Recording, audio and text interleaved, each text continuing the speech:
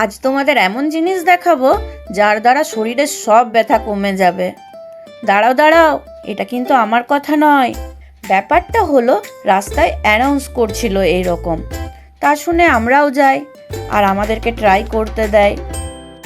25 minute পা রাখতে হবে আর 5 মিনিট হাত রাখতে হবে, আর এটাতে আলাদা আলাদা রকমের ভাইব্রেটের ফিলিংস হচ্ছিল।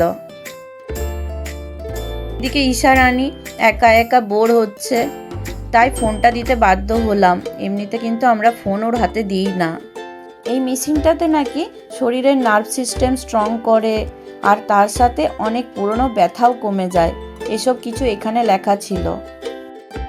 তারপর ওখান থেকে ফুচকার দোকান দেখে ফুচকাও খেয়ে নিলাম। এদিকে ম্যাডামের ঝাল লাগে বলে মিষ্টি চাটনি দিয়ে ওর জন্য বানাতে বলতে হয়। তারপর ঈশাকে একটু পার্কে ঘুরিয়ে আমরাও শরীরের ব্যথা কম করে বাড়ি ফিরে গেলাম। বাই।